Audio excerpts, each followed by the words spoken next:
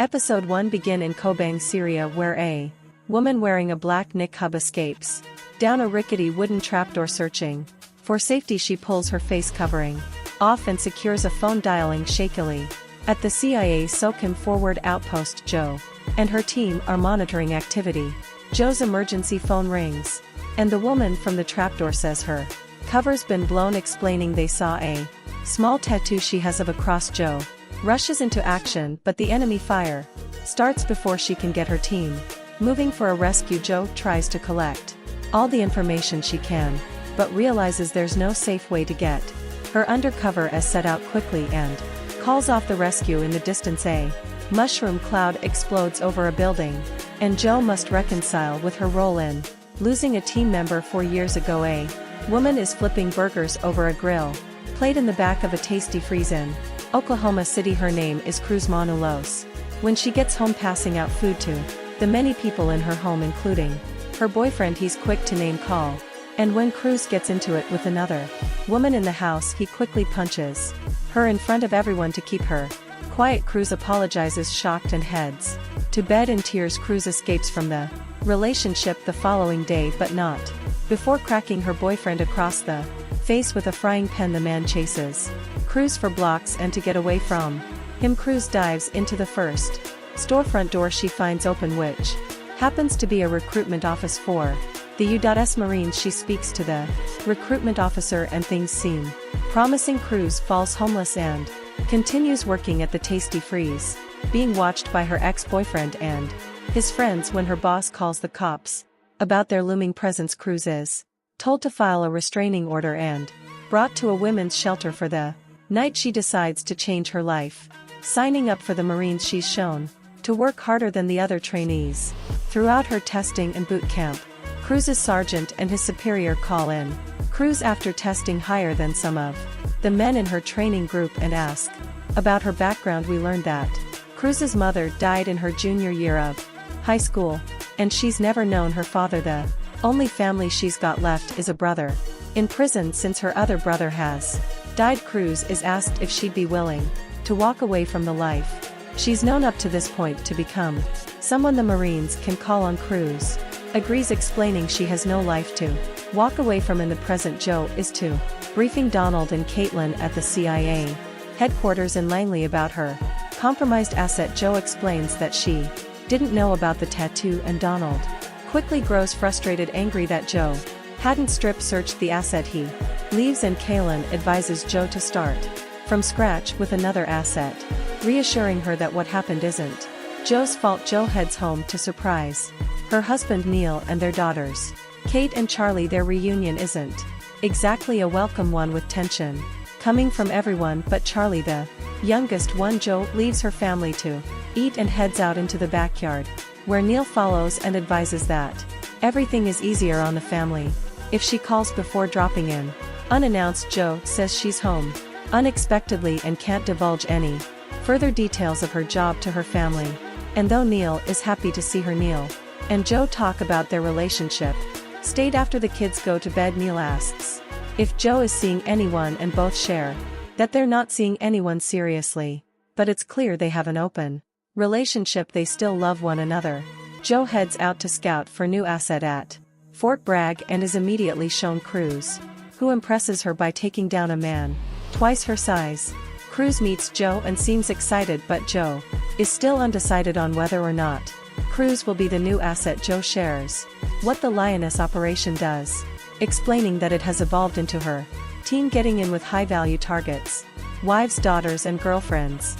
Operatives are placed into situations where they get close to the women, and the team can use that information to take the targets down from within. She asks Cruz if she can handle the morally gray area they operate in, and Cruz is on board. Joe still isn't sure she has Cruz stripped down to ensure she has no tattoos, and though Cruz's attitude is uncompromising, Joe seems pleased. She tells Cruz to get packed as they'll leave for a new operation the following day. Joe briefs Cruz on their new target as they fly to Kuwait and shares her Mark, the target's daughter. Cruz struggles with the lack of personal details shared between herself and Joe, but Joe advises Cruz to trust her. Cruz is introduced to Joe's crew. Cruz drinks with the team after they push her to do so and wakes up the following day, hungover. Joe is uncaring as it's time to move. She gets dressed and the two head out. Joe, walking Cruz through her cover again in the car. Cruz is nervous, as she doesn't know the Mark's name, but Joe explains she's meant to go into this blind. The drop-off happens quickly and, though Cruz is nervous, she meets the Mark Alia Amrohai without missing a beat. The two head to shop together after Cruz makes an impression, with Joe watching in the distance, keeping the team informed, and the episode ends here. Episode 2 starts with a meeting between Titan Mead and Joe. Alia is now in New York, having previously gone to visit Paris. Cruz has stood to her task by placing seeds of friendship with her. Joe requests to put Cruz through the grinder with her CAG team, to ensure she doesn't have any surprises waiting when push comes to shove. Kaylin agrees but asks her to displace Cruz from Fort Bragg immediately. They cannot afford to have Aaliyah and Cruz run into each other by chance. We then get insights into Joe's family. Her partner, Neil, is a doctor who navigates a tough situation at work. The doctors discover that a 6-year-old patient, Maddie, has cancer, but Neil wants the family to know options before being confronted with the hopelessness of the situation. Neil breaks the heart-wrenching news to the couple. He explains that in his experience Maddie will not be able to survive the surgery.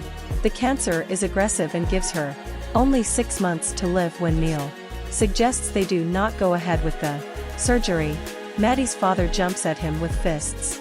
Kate, Joe's daughter, gets suspended from school for beating a fellow student. Neil angrily confronts her in the car. Joe comes home and takes note of the situation. Neil confesses to Joe that his job, where most of his patients die before they come of age, takes a toll on him, but he still finds hope because the remaining ones do make it. Joe embraces Neil to comfort him. Next, she deals with her Brad head kid Kate, who has no measure of what her parents are going through. She asks her to show some love to Neil, whose day might get a little better with it. We switch attention to Cruz, who is having a tough time sleeping. She goes out for a run in the hours of the morning and is kidnapped as Joe and Neil get some together.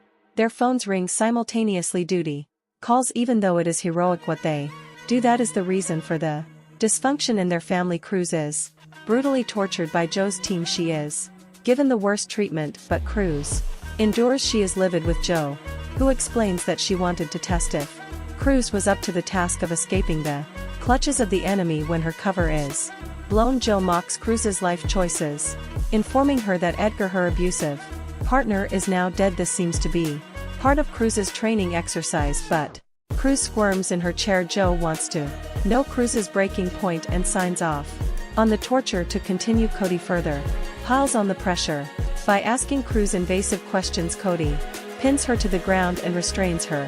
When the man in charge calls it off, Joe doesn't want to but decides to call it off when Cruz is pushed to her limits. When Cody backs down, Cruz violently beats him. More men are needed to pull her back as she screams in anger and pain. Joe brings Cruz to Fort Bragg. Before she leaves, Joe asks Cruz for insight she has gathered from Alia, but Cruz says that she won't talk about her father. Joe explains that Asper is driven by greed and not a religious agenda. Even though his family is obscenely rich, they do not share it with the country. When Cruz is able to make her way to Esmer, she must not hesitate to pull the trigger, and more importantly, she must endure anything and everything they put her through until Joe and her team can extract her. Cruz comes inside to meet the team she will be staying with. These are the same operatives we met before. Joe's team, when they learned that Cruz was put through a CRE test alone, they gathered together and head for the bar. They confront Cody and his mates, which materializes into a real bar fight. In the middle of it all, Aaliyah calls Cruz, who lies that she got into a car wreck. Aaliyah proposes they meet the next day, and Cruz cannot say no. They decide to meet next day, and the episode ends here.